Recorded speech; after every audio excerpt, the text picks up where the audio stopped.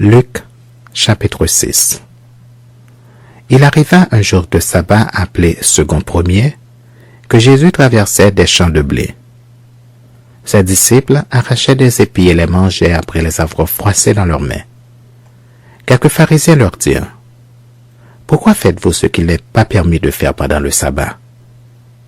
Jésus leur répondit: « N'avez-vous pas lu ce que fit David lorsqu'il eut faim, lui et ceux qui étaient avec lui?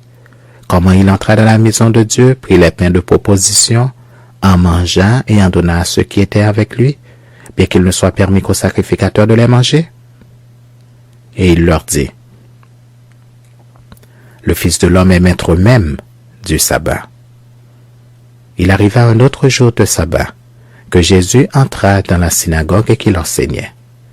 Il s'y trouvait un homme dont la main droite était sèche. Les scribes et les pharisiens observaient Jésus pour voir s'il ferait une guérison le jour du sabbat, c'était afin d'avoir sujet de l'accuser. Mais il connaissait leurs pensées. Et il dit à l'homme qui avait la main sèche: « Lève-toi et tiens-toi là au milieu. » Il se leva et se tint debout. Et Jésus leur dit: « Je vous demande s'il est permis le jour du sabbat de faire du bien ou de faire du mal, de sauver une personne ou de la tuer. » Alors, promenant ses regards sur eux tous, il dit à l'homme: « Étends ta main. » Il le fit et sa main fut guérie. Ils furent remplis de fureur et ils se consultèrent pour savoir ce qu'ils feraient à Jésus.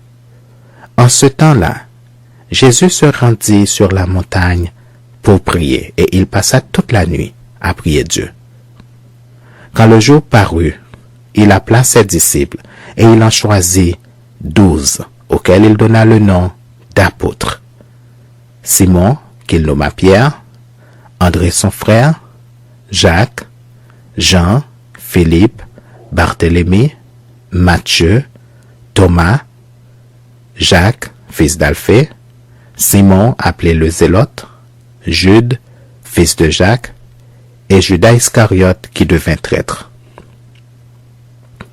Il descendit avec eux et s'arrêta sur un plateau où se trouvait une foule de ses disciples et une multitude de peuples de toute la Judée, de Jérusalem et de la contrée maritime de Tyr et de Sidon.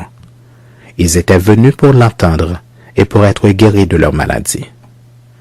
Ceux qui étaient tourmentés par des esprits impurs étaient guéris. Et toute la foule cherchait à le toucher parce qu'une force sortait de lui et les guérissait tous.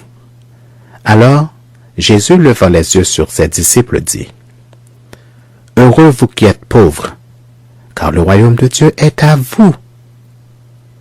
Heureux vous qui avez faim maintenant, car vous serez rassasiés.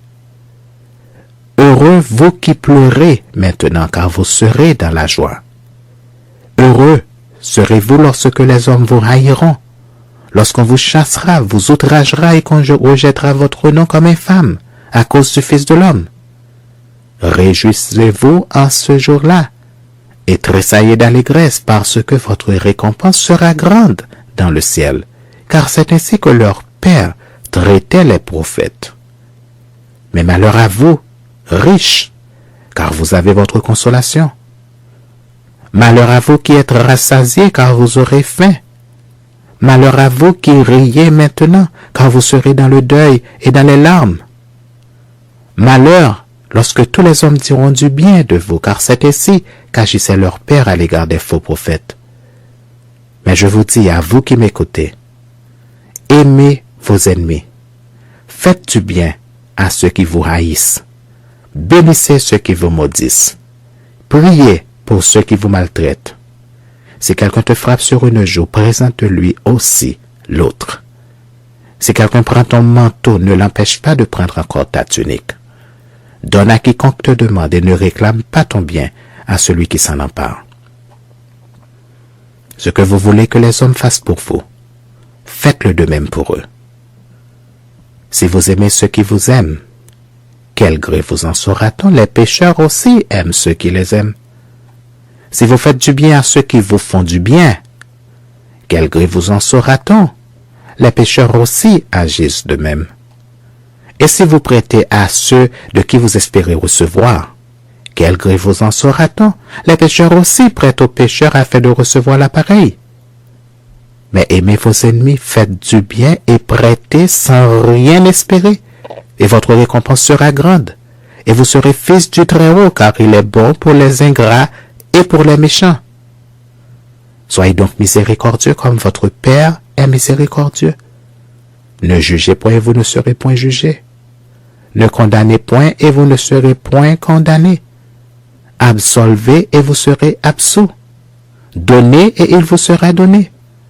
On versera dans votre sein une bonne mesure, serrée, secouée et qui déborde, car on vous mesurera avec la mesure dont vous vous serez servi. Il leur dit aussi cette parabole. Un aveugle, peut-il conduire un aveugle? Ne tomberont pas-ils tous deux dans une fosse? Le disciple n'est pas plus que le maître, mais tout disciple accompli sera comme son maître.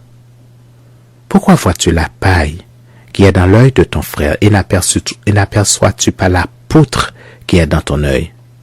Ou comment peux-tu dire à ton frère, « Frère, laisse-moi ôter la paille qui est dans ton œil, toi qui ne vois pas la poutre qui est dans le tien, hypocrite.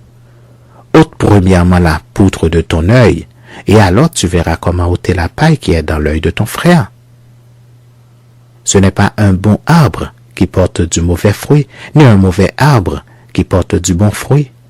Car chaque arbre se connaît à son fruit. On ne cueille pas des figues sur des épines, et l'on ne vendange pas des raisins sur des ronces. L'homme bon tire de bonnes choses du bon trésor de son cœur, et le méchant tire de mauvaises choses de son mauvais trésor, car c'est de l'abondance du cœur que la bouche parle. Pourquoi m'appelez-vous Seigneur, Seigneur, et ne faites-vous pas ce que je dis? Je vous montrerai à qui est semblable tout homme qui vient à moi, entend mes paroles et les met en pratique. Il est semblable à un homme qui, bâtissant une maison, a creusé profondément, et a posé le fondement sur le roc. Une inondation est venue, et le torrent s'est jeté contre cette maison, sans pouvoir l'ébranler, parce qu'elle était bien bâtie. Mais celui qui entend et ne met pas en pratique est semblable à un homme qui a bâti sa maison sur la terre sans fondement. Le torrent s'est jeté contre elle.